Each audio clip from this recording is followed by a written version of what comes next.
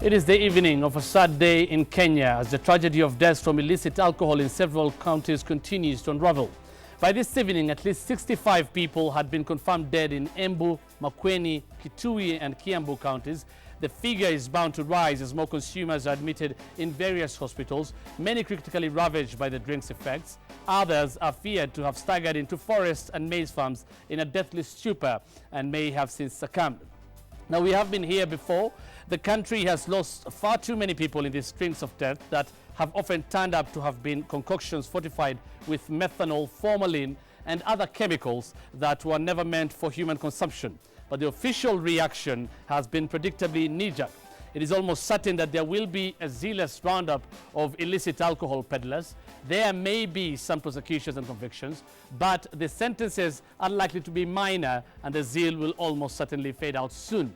Yet the country has several laws and regulations specifically meant to protect us from these calamities if only they were consistently enforced. Of course, we hope we have taken enough painful lessons on this to provoke NACADA and other agencies into adopting a hardline stance, all traders of killer drinks. And on the big question of the day, we look at the relationship between governors and members of the county assembly, and specifically the impeachment mania that has hit the counties. We ask, are the MCAs abusing the impeachment process? Well, the people who will discuss that today in studio are none other than Senator Mombasa County. First, I put the question to you, Hassan Omar. Are the MCAs abusing the impeachment process?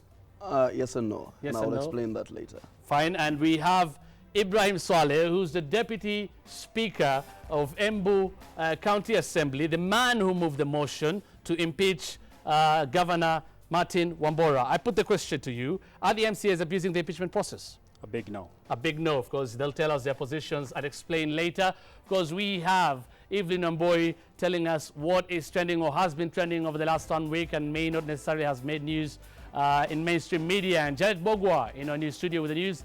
We'll go straight to the news with Janet Bogwa. All right, many thanks for that, Hussein Mohammed. Remember to engage us as well using the hashtag The Big Question on Twitter. SMSs on 22422. Leave your name and location. We'll share your views throughout this newscast. Here now is a look at the highlights.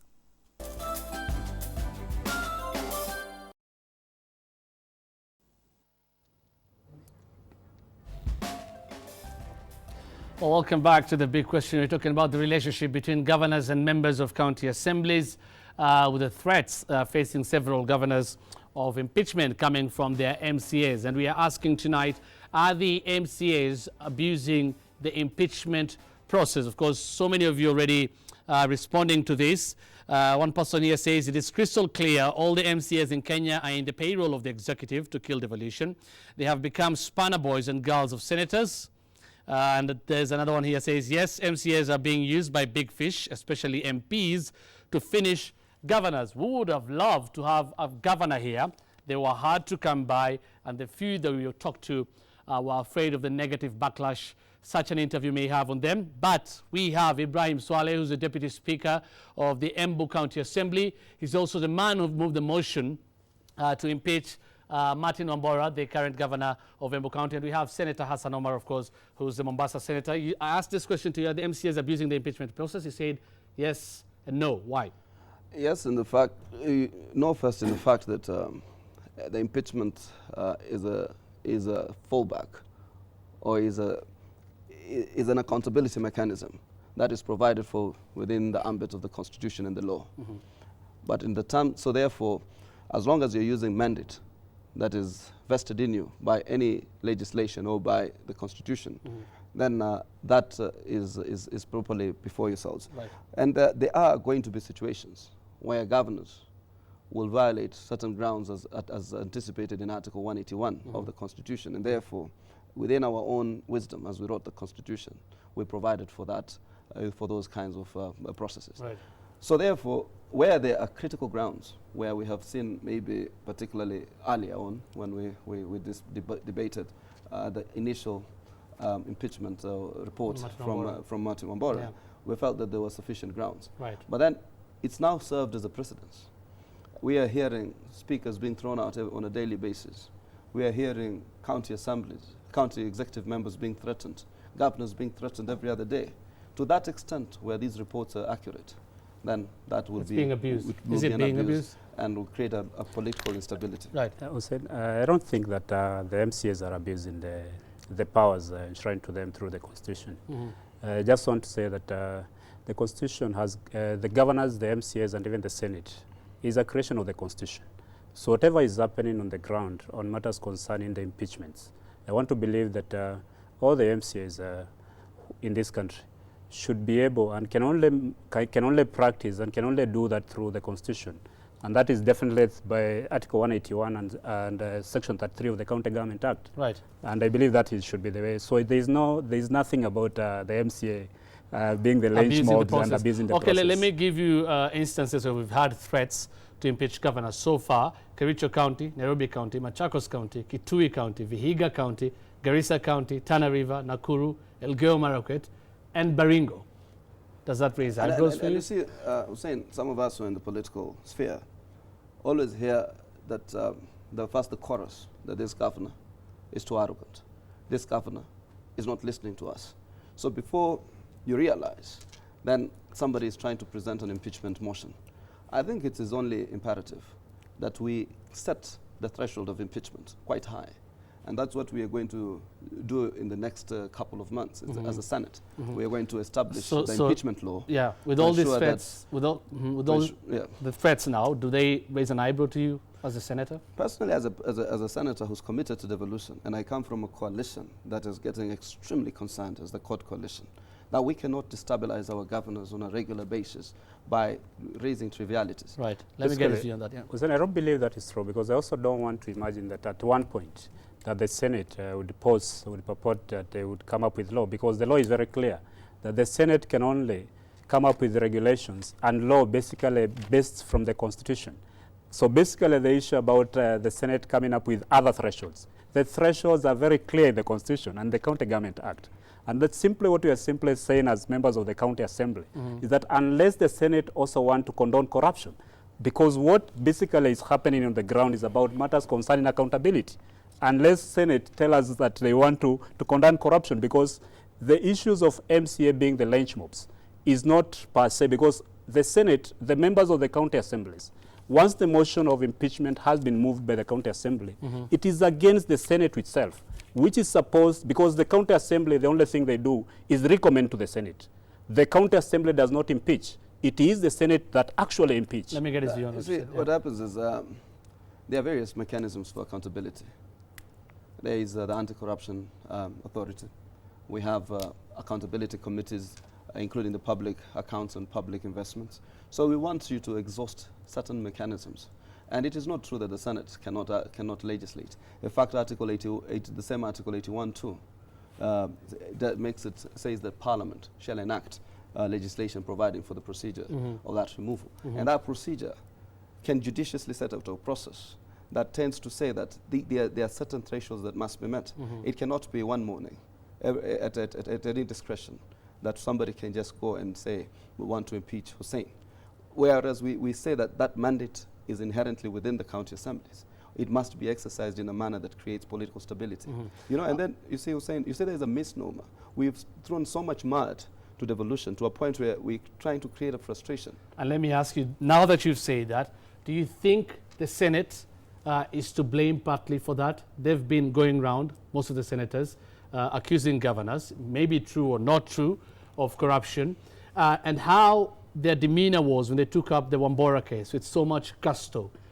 I think that's not true. The Senate translated itself to a quasi-judicial authority or body, which was able to mitigate around the facts, called in Wambora as a matter of natural justice to be able to give an opportunity to be heard. It's one concerns me at a personal level, and it's a concern we've raised particularly in my coalition. I can talk for my coalition, is the kind of relationships governors do have with senators. We were in a trip in the United States with my governor, Hassan Joho, recently, and we went to meet the coalition leader, Raila Odinga. His greater concern, and that of the entire coalition, is how we are going to be able to allow to have senators and governors working together so that we mitigate the levels of fallout. But I can tell you there's a lot of chaos in terms of the reconstruction of this new house on the basis of a new constitution. But this chaos will finally sort itself out. Right. As the Senate, you also have an oversight role, not of the governor, but county government county government at large, which of course is the executive and the legislature, there have been claims that MCAs are out to get allowances and such like things. And actually now I'm twisting governors who fail to award them what they want. I'll start with you on that. I would say I don't think that is also true, because what is happening is that anybody who is put on the dock, a situation where we have been able to confirm, and I think this one is clear, for example, in an example of Embu County Assembly, and my brother Senator here has said it clear, that we took 5 issues to the Senate. Right. 5 charges, Right. and they agreed with 3 charges. So it is clear that we were not malicious. Right. So we also saying that when leadership is about accountability, so at no point, when I was saying that I would want to imagine that the Senate, which is supposed to be the protection, which is supposed to protect the county governments, then would come on this other side and then curtail the role, the oversight role of the county assemblies. Right. I want you to answer this question for me. In Embu, you have all the MCAs have ward offices. In Embu. In Embu County? All the elected MCAs have ward offices. Do they all have ward offices? Yes. Now, this is against what the transitional authority said. They did not want this to happen. Correct. And in all these ward offices, how many people are working for the MCA? I think for you, for Embu, 2 in every ward office. 2 in every ward office. So you have 2 people under you. Yes. We've been talking about a huge public wage bill. Correct. You have the right to do it, but the transitional authority has refused, and you still went ahead to do it. Why? The issue about who's checking on that? The purpose of the law in this country is that the County Government Act is clear. It has formed what we call the County Assembly Service Board. It is the powers that have been enshrined to the County Assembly's Powers Board to establish the offices of the County Assembly. It is not the role of the executive. It was against the advice of the transitional authority. The advice of the transitional authority should be based on the law. Which is very important. But definitely should be based on the law. We still have time before we go into so my question is to you, Senator Hassan Omar. This has been happening, for example, in Embu and other counties.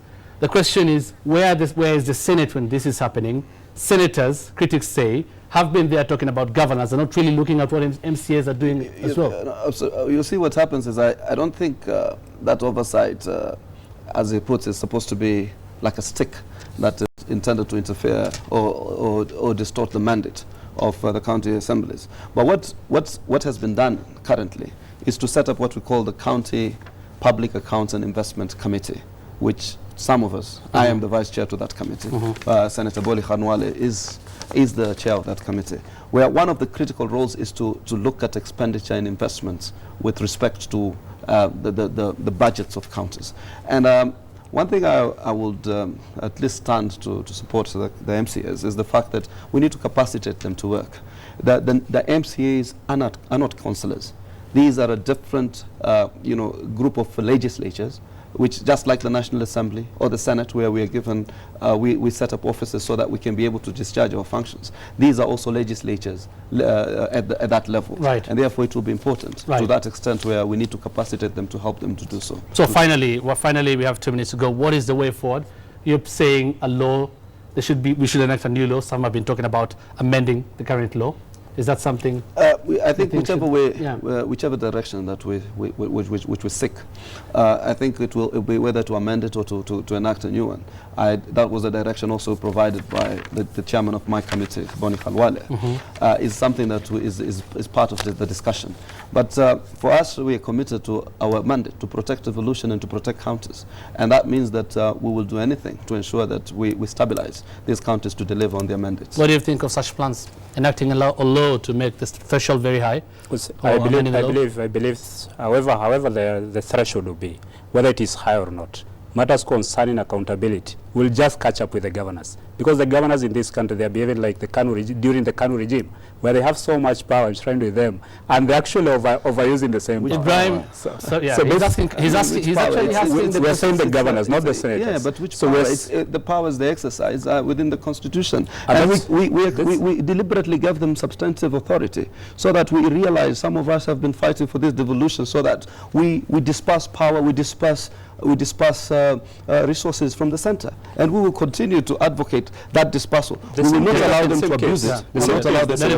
The same case, Hussein, We are simply saying that wouldn't mind even the threshold going up. But we are saying if it's about accountability and corruption in the counties, then the MCA, doesn't matter what thresholds we put, we are still going to get on the governors. Yeah, because okay. That's what we are. That's the role of the MCAs. Right. I'm going to wind up now, but I'm going to ask you one question because you said the governors are behaving like... Yes, yes. You're talking about plurality here, all governors. Correct. Doesn't that show what people are saying? You're here to witch hunt? No, because you should be talking about a specific governor, and you know this governor has done ABCD. You're talking about all governors. I would want to correct that. Maybe it's about some governors. I would say some governors are behaving like they don't have anybody to check on them, which again we are saying, even if the Senate want to check on them, then the law is very clear that again, the role of checking on the governors at the ground is not the role of the Senate. They'll need to wait for the MCAs, just like the brother is saying, that there is a public accounts committee at the ground. Okay. So once it is formed, then it realizes that there's misuse of public funds. Then it has to go ahead and do what it's supposed to be do, as per the Constitution and the County Government Act. All right, thank you very much. Ibrahim Swale is the Deputy Speaker. Embu County Assembly, of course, also famous for being the man to move the motion against Martin Wambora, the Embu County Governor, and Hassan Omar, Senator Mombasa County. Thank you for making time for the big question tonight. We're going to take a break right now. Remember the big question we're asking, are the MCAs abusing the impeachment process? Keep sending us your comments on 22422 and on Twitter using the hashtag The Big Question. We'll be back after this short break.